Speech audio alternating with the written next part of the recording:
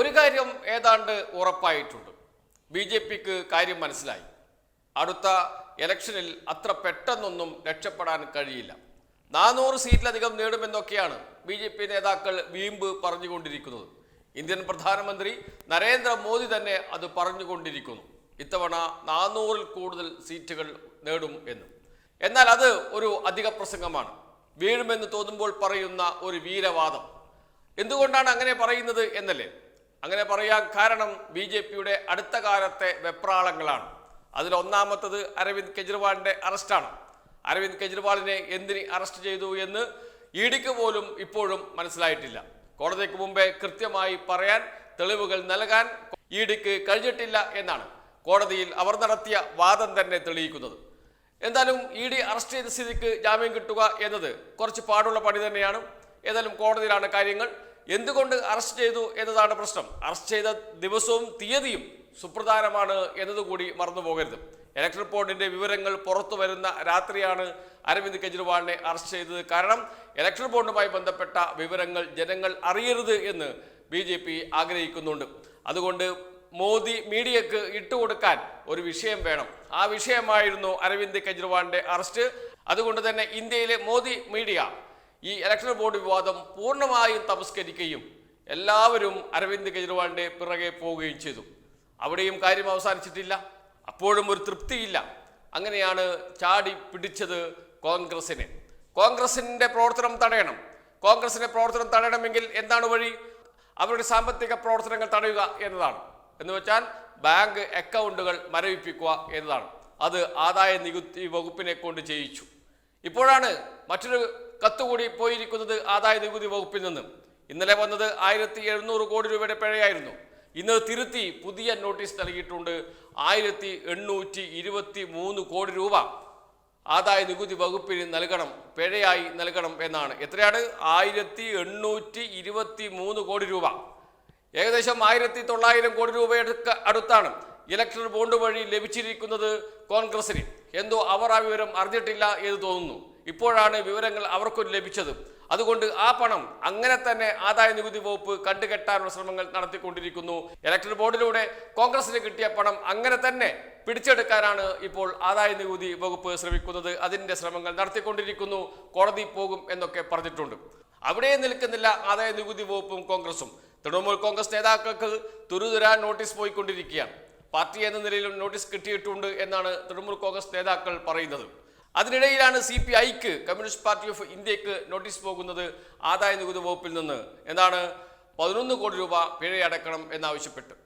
നേരത്തെ ഉപയോഗിച്ച pan card അത് പഴയ പാൻ കാർഡാണ്, അത് തെറ്റാണ്. അതുകൊണ്ട് 11 കോടി രൂപ അടയ്ക്കണമെന്നാവശ്യപ്പെട്ടുകൊണ്ടാണ് ഇപ്പോൾ CPIക്ക് നോട്ടീസ് അയച്ചിരിക്കുന്നത്.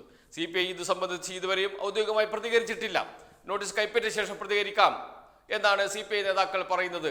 അതിന് തൊട്ടു പിന്നാലെ ഇതാ വന്നിരിക്കുന്നു CPIM-നും കമ്മ്യൂണിസ്റ്റ് പാർട്ടി ഓഫ് ഇന്ത്യ മാർക്സിസ്റ്റിനും ആദായ നികുതി വകുപ്പിന്റെ നോട്ടീസ് 15 കോടി രൂപ നൽകണം എന്നും. എന്താണ് കുറ്റമെന്നല്ലേ? ഒരു ബാങ്ക് അക്കൗണ്ട് ആദായ നികുതി വകുപ്പിൽ നിന്ന് മറച്ചു പിടിച്ചു. അതിന്റെ വിവരങ്ങൾ ആദായ നികുതി വകുപ്പിന് നൽകിയിട്ടില്ല എന്നാണ് കുറ്റം. കൃത്യമായും ആദായ നികുതി വകുപ്പിന് കണക്ക് കൊടുക്കുന്ന പാർട്ടികളിൽ ഒന്നാമത്തെയും രണ്ടാമത്തെയും പാർട്ടിയാണ് CPIM-ഉം CPI-യും. കൃത്യമായും കണക്ക് കൊടുക്കുന്നതാണ്. ഇലക്ഷൻ കമ്മീഷന് കൃത്യമായി കണക്ക് കൊടുക്കുന്നതാണ്. എല്ലാ വർഷവും അത് കൃത്യമായി ചെയ്യുന്ന പാർട്ടി എന്ന് ഇലക്ഷൻ കമ്മീഷൻ തന്നെ പറഞ്ഞ 2 പാർട്ടികളാണ് കമ്മ്യൂണിസ്റ്റ് പാർട്ടി ഓഫ് ഇന്ത്യ മാർക്സിസ്റ്റും CPIM-ഉം കമ്മ്യൂണിസ്റ്റ് പാർട്ടി ഓഫ് ഇന്ത്യ CPI-യും. അവർക്ക് 2 പേർക്കും ഇപ്പോൾ നോട്ടീസ് നൽകിയിരിക്കുന്നു.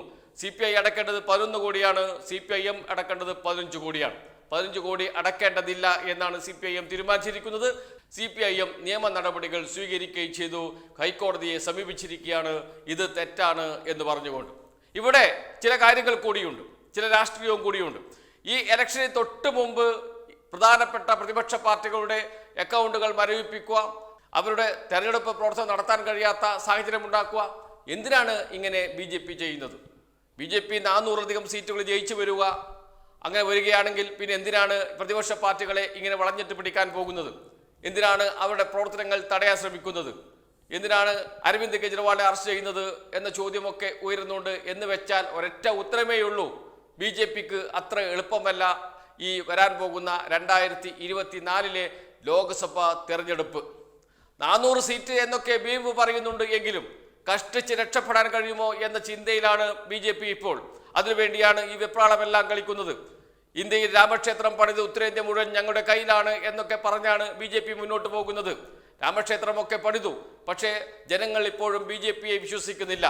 രാമക്ഷേത്രത്തിൽ വരുന്നു, തൊഴുന്നു, പോകുന്നു ഒക്കെയുണ്ട്, പക്ഷേ അതൊന്നും വോട്ടായി മാറില്ല എന്ന തിരിച്ചറിവ് BJP നേതാക്കൾക്ക് ഉണ്ട്. കഴിഞ്ഞ 10 വർഷക്കാലം ഇന്ത്യൻ ജനതയെ ഭരിച്ച് മുടിക്കുകയാണ് ചെയ്തത് കോൺഗ്രസ് എന്ന കാര്യം ഏതാണ്ട് ഉറപ്പായിട്ടുണ്ട്. കോർപ്പറേറ്റ് മുതലാളിമാർക്ക് വേണ്ടിയിട്ടായിരുന്നു BJP ഭരണം നടത്തിയത് എന്ന് അവരുടെ ഇലക്ട്രൽ ബോണ്ടിന്റെ വിവരങ്ങൾ പുറത്തു വന്നപ്പോഴേ ഏതാണ്ട് മനസ്സിലായി കഴിഞ്ഞു. ജനങ്ങൾ തിരിച്ചറിവുള്ളവരാണ്. അടിയന്തരാവസ്ഥയ്ക്ക് ശേഷം ഇന്ദിരാഗാന്ധിയെ അധികാരത്തിൽ നിന്ന് വലിച്ച് പുറത്തിറക്കിയ ജനതയാണ് ഉത്തരേന്ത്യൻ ജനത. അന്ന് കേരളത്തിലെ ജനങ്ങൾ കോൺഗ്രസിനെ പിന്തുണച്ചപ്പോൾ ഉത്തരേന്ത്യയിലെ ജനങ്ങൾ ഇന്ദിരാഗാന്ധിയെ വലിച്ച് താഴെ ഇറക്കി. ആ ചരിത്രമുണ്ട് ഉത്തരേന്ത്യയിലെ ജനങ്ങൾക്ക്. അങ്ങനെ അവരെ ഒന്നിനും കൊള്ളാത്തവരാണ്, രാമന്റെ പിറകെ പോകുന്നവരാണ് എന്നൊക്കെ പറയാൻ വരട്ടെ, അവർ പ്രതികരിക്കും എന്നതിൻ്റെ തെളിവാണ് BJP നേതാക്കളുടെ വെപ്രാളം. ആ വെപ്രാളമാണ് ഇപ്പോൾ കണ്ടുകൊണ്ടിരിക്കുന്നത് ആദായ നികുതി വകുപ്പിന്റെ നോട്ടീസിലൂടെ. ആദായ നികുതി വകുപ്പിന്റെ നോട്ടീസ് നൽകുകയും അതിലൂടെ അവരുടെ അക്കൗണ്ടുകൾ മരവിപ്പിക്കുകയും ചെയ്താൽ എങ്ങനെ രാഷ്ട്രീയ പാർട്ടികൾ പ്രവർത്തിക്കും എന്ന ചോദ്യം ഉയരുന്നുണ്ട്. കമ്മ്യൂണിസ്റ്റ് പാർട്ടികളെ സംബന്ധിച്ചിടത്തോളം അത് വലിയ പ്രശ്നമാകാൻ സാധ്യതയില്ല. ജനങ്ങളിൽ നിന്ന് ഫണ്ട് പിരിച്ചാണ് അവർ ഇലക്ഷൻ പ്രവർത്തനം നടത്തുന്നത് എന്ന് എല്ലാവർക്കും അറിയാം. എന്നാൽ കോൺഗ്രസ് പോലെയുള്ള വലതുപക്ഷ പാർട്ടികൾ അങ്ങനെയല്ല.